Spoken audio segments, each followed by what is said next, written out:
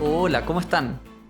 Yo soy el doctor José Ignacio Vinay, urólogo y andrólogo de SG Fertility, y hoy día estoy con el doctor Sergio Varela, ginecólogo y especialista en medicina reproductiva de SG. Hola Sergio, ¿cómo estás hoy? Muy bien, ¿y tú, José? Muy bien, aquí emocionado de que estamos grabando este podcast en SG Fertility, donde podremos compartir un poco y educar a nuestros y nuestras pacientes. Yo creo, Sergio, que para comenzar podríamos partir contándole a las personas que nos escuchan cómo se define infertilidad en el día de hoy. Infertilidad de punto de vista súper técnico, José, porque nosotros las pacientes que vemos en el día a día no todas califican con este diagnóstico y no quiere decir que esté malo el motivo de consulta ni nada, pero técnicamente se considera un año de búsqueda de embarazo sin protección, sin haber logrado el embarazo buscado. Esto ojalá con actividad sexual más o menos regular. Después de ese año de búsqueda, si es que no se han embarazado, entonces están dentro de este 10 a 15% aproximado de parejas con el diagnóstico de la infertilidad. Ah, qué bueno que dijiste el porcentaje. Es decir, del 10 al 15% de las parejas van a caer en esta definición. Exactamente, pero ojo que son parejas. Dentro de ese 10 a 15% ha ido aumentando progresivamente con el paso del tiempo por el envejecimiento de la población y por múltiples otros factores ambientales, pero claro, dentro del año deberían estar embarazados el 90% o el 95% más o menos. ¿Y eso significa que nuestras pacientes o nuestros potenciales pacientes solo deben consultar si es que han esperado un año sin embarazarse o hay algunas mujeres que deberían consultar antes?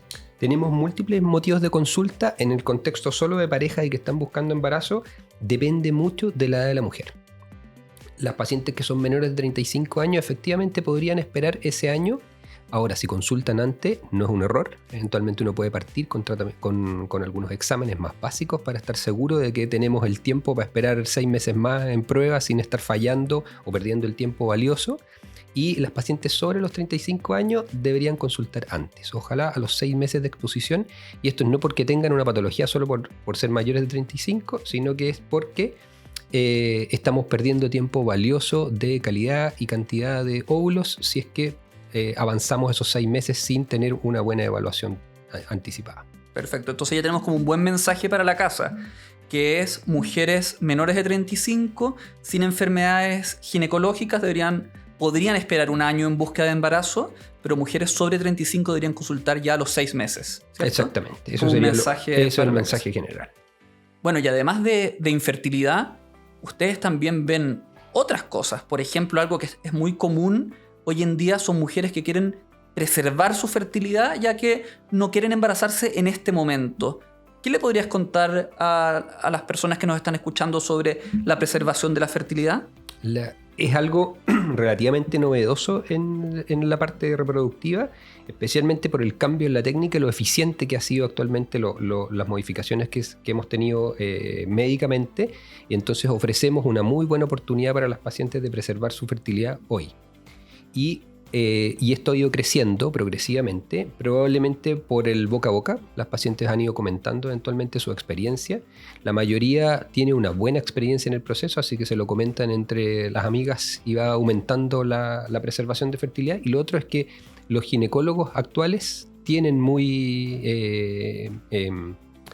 considerado la preservación de fertilidad y dentro de los controles ginecológicos habituales, anuales de la paciente, lo proponen, especialmente en pacientes sobre 35 años, ojalá lo hicieran en pacientes de menor edad también, y dejar eventualmente esta duda y la paciente cautiva de alguna forma con esta duda.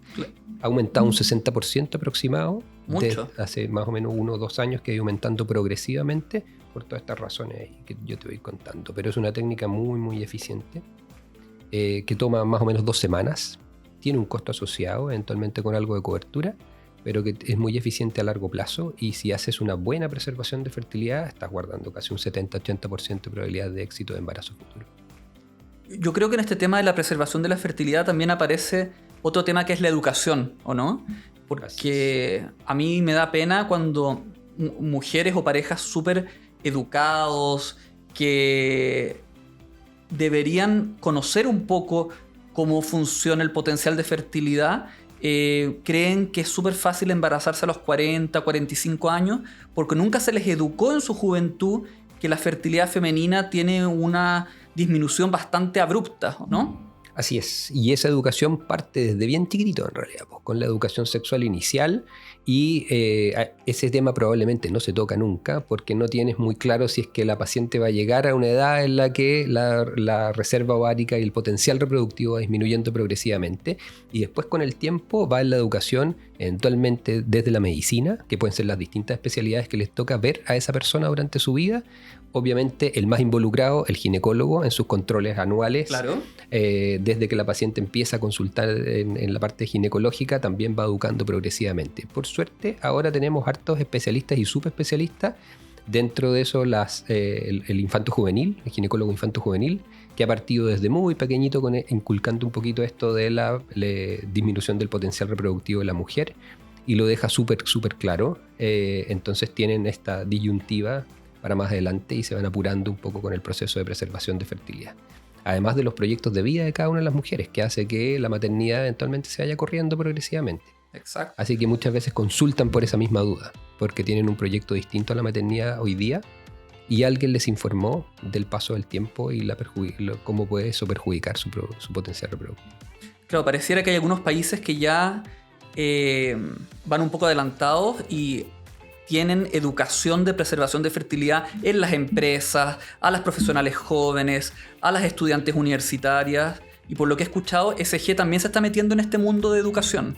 Hemos ido progresando en cada una de las empresas. Algunas empresas nos han ido ayudando porque son empresas grandes, que se partió en Estados Unidos, en empresas bien grandes, partieron con proponer la preservación de fertilidad a sus empleadas, lo que fue criticado eventualmente desde el punto de vista social y de medios, sí. Pensando que las empresas estaban buscando un interés personal, pero la verdad es que hay que mirarlo desde otro punto de vista y el interés va principalmente a la persona. Y si hay una ayuda económica o un impulso y de educación especialmente de las empresas, bienvenido. Así que nosotros hemos tomado eso con fuerza y hemos ayudado a la educación, que es lo que nos solicitan habitualmente estas empresas para proponer la preservación de fertilidad dentro de sus empleadas y empleados eventualmente, que también es un tema importante a considerar, por lo menos. Exacto. La evaluación de los hombres. Exacto. Entonces, como mensaje, yo creo que es que toda mujer que está alrededor de los 35, 36 años, si no se va a embarazar en el futuro cercano y piensa que su proyecto de vida incluye un embarazo en el futuro, tal vez deberían considerar preservar ovocitos. Yo creo que es una muy buena indicación. Perfecto, Sergio. José, y dando un poco de vuelta a la pregunta, sí. ¿Cuándo crees tú que un hombre debería consultar? Perfecto, yo creo que el hombre, al igual que la mujer, en términos generales, consulta cuando cae en la definición de infertilidad, ¿cierto? Que una pareja ha estado teniendo relaciones sexuales por más de un año sin protección, no se embarazan, la mujer es estudiada por ustedes y yo estudio la parte masculina. Pero al igual que en lo que tú describiste, hay hombres que deberían consultar antes, ¿cierto? Hombres que ya tienen diagnóstico de enfermedades urológicas, por ejemplo, criptorquidia, que es que los testículos no le descendieron bien cuando eran chicos, o hombres que han tenido enfermedades endocrinológicas en la infancia, pubertad precoz, pubertad retrasada, o cualquier alteración urológica del pene y los testículos, ellos deberían consultar antes de esperar un año, porque tal vez tienen una alteración seminal grave que requiere tiempo, procedimientos, fármacos, cirugías. Entonces uno puede ganar tiempo tratándolos antes de esperar un año de exposición a embarazo. Súper. Oye, José, y con respecto a estos mismos pacientes que no tienen un diagnóstico de infertilidad, por ejemplo, no tienen pareja, sí. ¿Qué es lo que tú propones pensando en más bien preservación de fertilidad de esos hombres? Perfecto. Esa es una muy buena pregunta. Dentro de los hombres infértiles tengo un grupo muy heterogéneo de pacientes con diferentes causas. Pero es verdad que hay hombres que van a tener un deterioro de su semen progresivo. Y yo sé, y les puedo decir desde la primera consulta que su calidad seminal se va a ir deteriorando. Por ejemplo, hombres que tienen un trastorno genético bien común que se llama síndrome de Klinefelter. Estos hombres tienen un cromosoma de más, un cromosoma X. Son hombres normales, pueden haber tenido una pubertad un poco retrasada, pero sí sufren un deterioro de su calidad seminal. Entonces, si yo diagnostico un Klinefelter, y el problema es que no los diagnostico yo, los diagnostican los pediatras o los endocrinólogos infantiles, a esos chicos habría que sugerirles que preserven semen, congelen semen jóvenes, porque probablemente en su tercera década ya no van a tener espermatozoides, van a ser azospérmicos.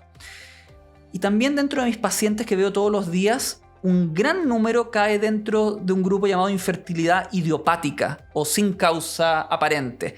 Los estudio completamente con imágenes, con hormonas, con pruebas genéticas y solo puedo ver que tienen una mala calidad seminal, pero no sé la causa. A ellos también prefiero congelarles semen porque no sé cómo se va a comportar su calidad seminal en los próximos meses. Okay. ¿Y sería una propuesta para ti eventualmente hacer un espermiograma durante tu vida sin pensar en el tema reproductivo futuro? ¿Sabes qué? Es buena pregunta, no lo había pensado, pero es un examen tan simple, poco invasivo, yo diría que barato, que sí, uno se podría hacer un espermiograma a los 20 y tantos, aunque no esté buscando embarazo, y obviamente sobre todo hacer un espermiograma si uno sabe que tiene alguna enfermedad.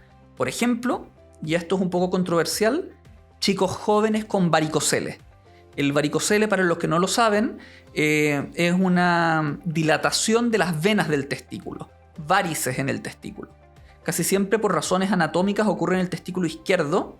Entonces, ¿qué pasa cuando una mamá trae un chico de 14 años a mi consulta y me dice que le duele el testículo izquierdo, lo examino y tiene un gran varicocele?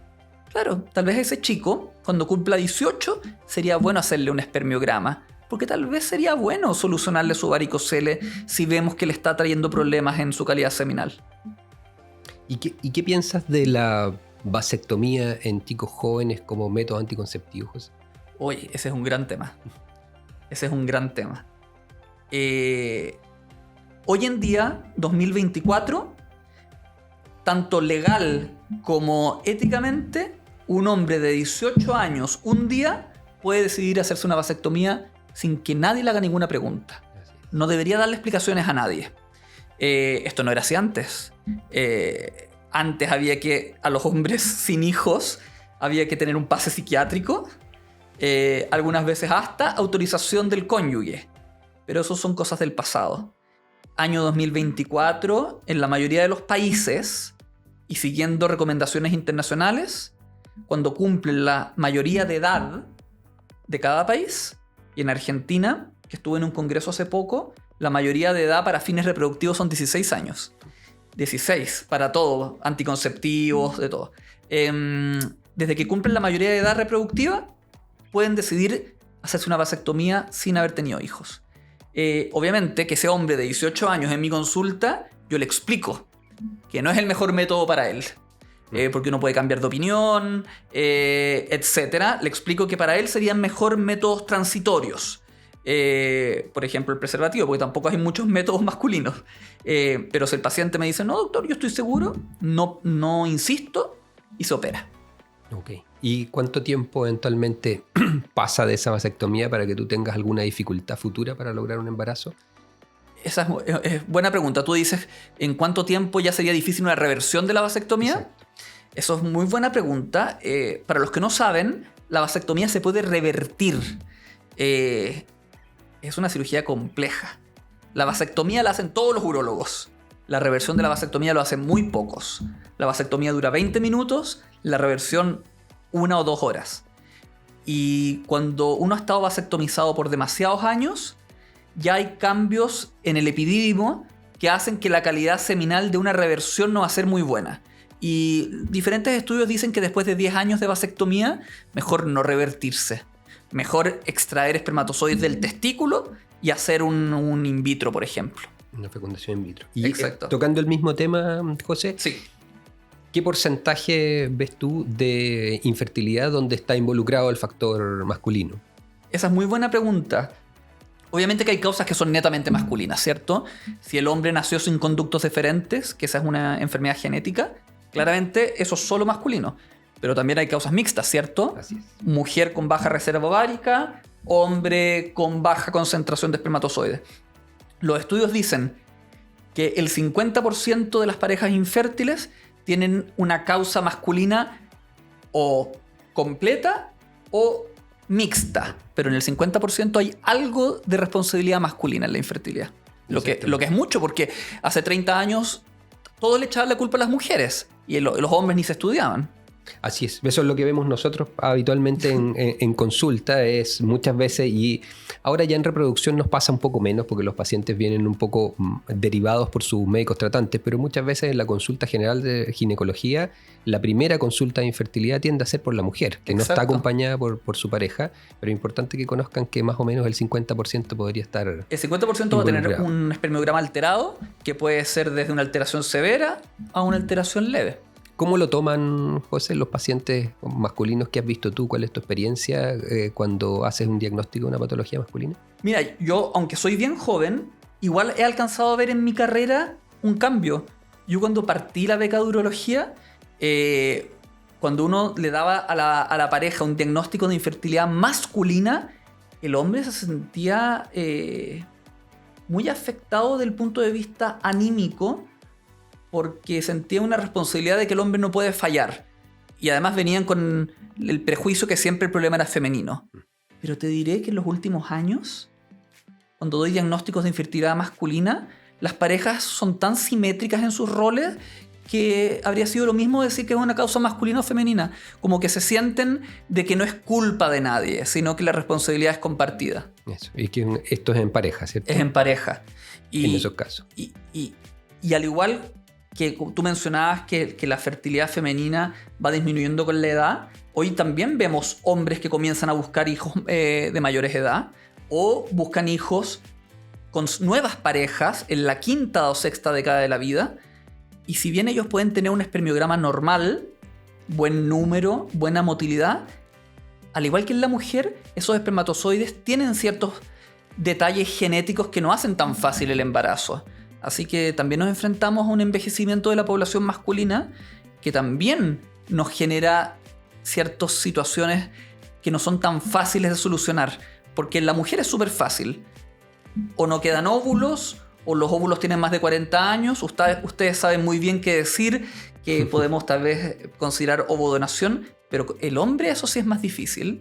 Decirle que sus espermatozoides tal vez tienen problemas genéticos y que pudiéramos considerar ocupar espermatozoides de donante, ahí creo que todavía falta un poquito de educación en el hombre. Especialmente sin tener un test diagnóstico definido, ¿cierto? Sí, exacto. Se hace más complejo. Exacto. José, ¿y te parece que el paso del tiempo y los cambios sociales y ambientales han ido empeorando la capacidad reproductiva de los hombres? Completamente, es un tema en boga en la andrología. En los años 70, los hombres eyaculaban 100 espermatozoides por ml como promedio. Hoy en día 50 millones. Por lo tanto, ha existido un deterioro de la calidad seminal muy fuerte. Y no creo que dé para conversarlo hoy día, pero este deterioro de la calidad seminal va acompañado de otros detalles en los hombres. No solo se ha visto en las últimas 5 décadas que el semen tiene peor calidad, sino que se ha visto que los hombres están produciendo menos testosterona que nuestros antepasados, que nacen más niños con criptorquidia, con los testículos intraabdominales. Y esto es un concepto nuevo en la medicina que se denomina síndrome de disgenesia testicular, que pareciera que los niños que están naciendo nacen con testículos más defectuosos que nuestros antepasados. Y esto pareciera que es por la exposición que nuestras madres tienen cuando están embarazadas de niños. Exposición a tóxicos, fitoestrógenos, que entran dentro de un grupo que se llaman disruptores endocrinos, contaminantes, drogas, tabaco, etc. Así que sí, cada generación tiene peor calidad seminal que la anterior. Increíble, José. Y cuando En la consulta nosotros vemos, ya tenemos un diagnóstico de patología masculina que vemos en general porque tendemos a ver a la pareja en su conjunto. Sí. Tenemos patologías leves, moderadas y severas desde el punto de vista masculino, Sí. que la mayor parte de las veces esos pacientes van a tener una consulta contigo para tener un buen trabajo en equipo y lograr el embarazo que ellos están buscando. ¿Qué alternativas de tratamiento ves tú en estos pacientes en sus distintas patologías? Muy buena pregunta. Siempre que llega un paciente casi siempre llega con el espermiograma hecho en la mano porque ustedes ya se lo pidieron. Y cuando el espermiograma está alterado, yo obviamente primero examino al paciente, porque ya examinándolo y viendo el tamaño de sus testículos, la presencia o ausencia de conductos deferentes, yo ya puedo hacer algunos diagnósticos muy fáciles solo con el examen físico. Pero si no, yo siempre me apoyo de exámenes hormonales y imágenes de los testículos, le llamaba ecografía testicular. Y ahí pueden aparecer muchos diagnósticos. Si el paciente tiene un varicocele, como lo hemos mencionado antes, se puede operar ese varicocele. Si el paciente tiene una alteración hormonal, yo puedo tratar de corregirla con algunos medicamentos hormonales. Y cuando el paciente tiene una infertilidad muy grave, como por ejemplo una azospermia, donde no hay espermatozoides en el semen, muchas veces yo tengo que ir en búsqueda al testículo. Y eso es un procedimiento que se llama extracción de espermatozoides desde testículo, o vulgarmente llamado biopsia testicular. Pero lamentablemente tengo un gran número de pacientes que le hago todos los exámenes y no llego a un diagnóstico. Y a ellos les explico que lo más probable es que ellos tengan una infertilidad de causa genética. Deben tener algún gen o múltiples genes mutados que hace que no produzcan el número de espermatozoides que deberían. No tenemos las técnicas para encontrarlos. Entonces muchas veces les digo, no tengo mucho que hacer, pero con este número de espermatozoides que ustedes tienen, pueden hacer un in vitro. Y eso hace 20 o 30 años tal vez ellos habrían quedado sin tener hijos. Pero hoy en día, con pocos espermatozoides, podemos hacer técnicas de reproducción asistida que ustedes hacen muy bien. Y esto un poco en el manejo de la expectativa de las parejas que nosotros vemos, José, cuando hay un factor masculino, ¿qué porcentaje crees tú de esos pacientes puede haber mejorado su factor, normalizado el factor masculino? Que es una pregunta relativamente habitual en consulta para nosotros solo tenemos un factor masculino, no tenemos un factor femenino. Sí. Y si se mejora o se normaliza ese espermiograma, esa pareja se puede embarazar de manera espontánea. Es una pregunta relativamente recurrente, especialmente en pacientes jóvenes para nosotros. Sí, y con esta pregunta que me acabas de hacer, Sergio, me recordé algo que no mencioné. También muchos de estos hombres a los cuales yo estudio y no les encuentro una causa clara, puede ser una mezcla de sus factores de estilos de vida. Es decir, hombres obesos, diabéticos, hipertensos, tienen peor calidad seminal que hombres sanos, con buena alimentación, que no consuman drogas. Entonces, me acordé porque cuando viene un paciente con una alteración seminal y no le encuentro una causa específica, lo primero que le digo es, ataquemos los estilos de vida, suspende el tabaco, suspende la marihuana, cambiemos la alimentación, hagamos ejercicio y repitamos el espermiograma en 3 meses. Y yo diría que por lo menos el 40-50% de esos pacientes mejoran su espermiograma con cambios de estilos de vida. Importante número. Sí, es importante. La lata es que es difícil hacer esos cambios. Cuando a mí me viene un paciente de 38-40 años, obeso, hipertenso, diabético, es difícil hacer esos cambios. Es difícil hacer cambios de estilos de vida. Yo me apoyo con nutriólogo, con cardiólogo, pero algunas veces los pacientes igual terminan en técnicas de reproducción asistida porque no logramos hacer los cambios de peso que me gustaría, obviamente. Yo creo que, bueno, hemos conversado muchos temas interesantes el día de hoy, pero creo que no hemos hablado mucho de un concepto que las mujeres están escuchando más y más por sus amigas, por la televisión, que es el concepto de reserva ovárica. Nosotros lo hablamos tangencialmente cuando hablamos de preservación de la fertilidad, pero ¿cómo le podrías explicar fácilmente a nuestras pacientes qué es la reserva ovárica? Como tú comentabas, ha ido disminuyendo eventualmente la cantidad de espermatozoides disponibles ¿Sí? en los hombres. Los hombres sí tienen la particularidad de que se generan espermatozoides cada 3 meses promedio. Y en la mujer en eso no ocurre, ¿no? Las mujeres nacen con un pool de óvulos determinado, que hay un factor genético y ambiental también de por medio ahí. Y esos óvulos, sus ovarios los van a ir ocupando progresivamente a medida que pasa su vida, desde que llega su primera regla en adelante. Y el ovario es selectivo, va ocupando los mejores óvulos al principio, va dejando postergados los que como célula eventualmente no le parecen adecuados para el proceso reproductivo. Y lo otro que va pasando es que además de esta pérdida de cantidad que no se va reponiendo, sino que llega a un fin que se determina clínicamente como la menopausia, donde se acabaron los óvulos. Exacto. Además, esos óvulos que van perdiendo calidad y cantidad van perdiendo también su capacidad como célula y se van envejeciendo por el paso del tiempo. Entonces, a medida que pasa el tiempo, van aumentando las alteraciones cromosómicas, como el síndrome de Down u otras, y por lo tanto, el paso del tiempo en la mujer disminuye cantidad de óvulos, sí o sí, y no hay cómo detener esto. Durante mucho tiempo se pensó que los anticonceptivos podían postergar el inicio de la menopausia, pero eso no es así. El ovario sigue su curso cíclico mensual y eventualmente tiene una pérdida progresiva de ovocitos porque va haciendo un proceso selectivo.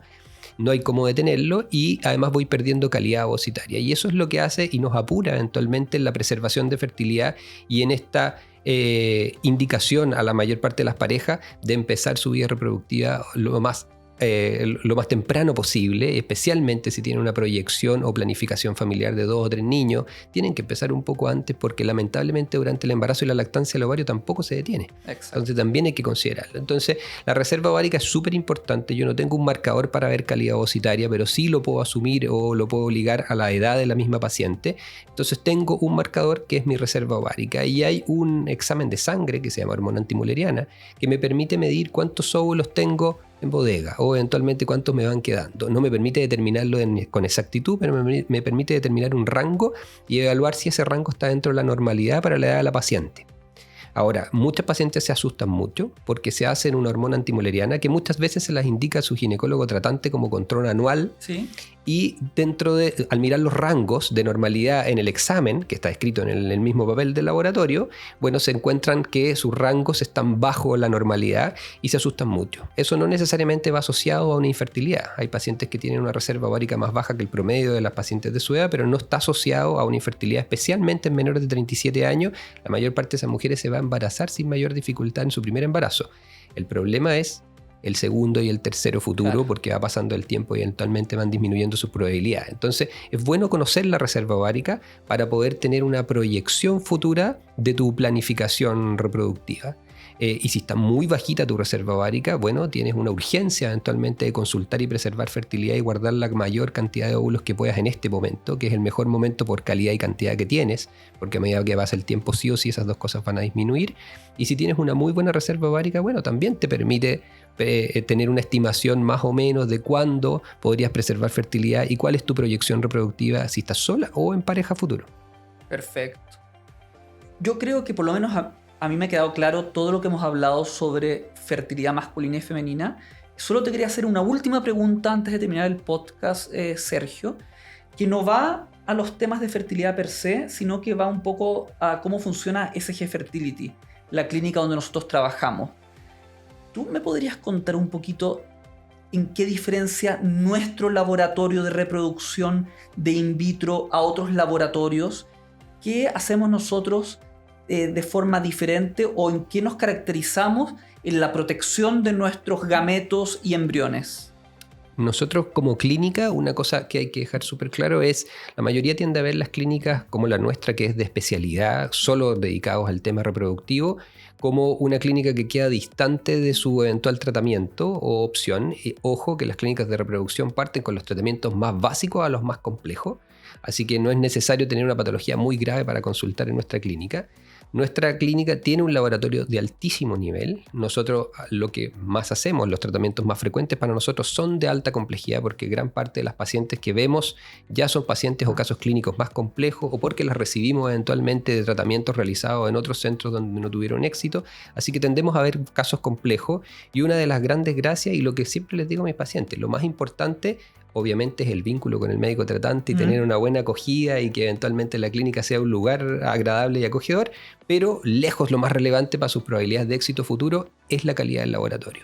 Y esa calidad del laboratorio lo da el cuidado, y ese cuidado tiene que ver con la inversión puesta sobre el proceso, y eso significa que el ambiente para ese embrión tiene que ser perfecto, por lo menos lo que nos permite la tecnología actual. Los medios tienen que ser de alto nivel y los mejores que existan, lo mismo las incubadoras y otras cosas, que es lo que nosotros cumplimos como estándar, y lo que nos diferencia de manera significativa con otros centros es el cuidado en la cadena de protección o la cadena de custodia de los gametos o de los embriones de los pacientes, algo que es muy relevante y que eventualmente se basa en confianza. La mayor parte de los pacientes confía en nosotros, no ve el laboratorio, no sabe qué pasa después de la extracción de sus óvulos y el proceso de fecundación in vitro, y la gracia de este laboratorio entonces es que nosotros nos tomamos muy en serio esa misión de esta confianza que nos entregan los pacientes, y siempre hemos tenido un proceso de cadena de custodia muy importante, donde hay siempre un segundo embriólogo que está verificando eventualmente lo que está realizando el otro para que no vayan a haber errores humanos,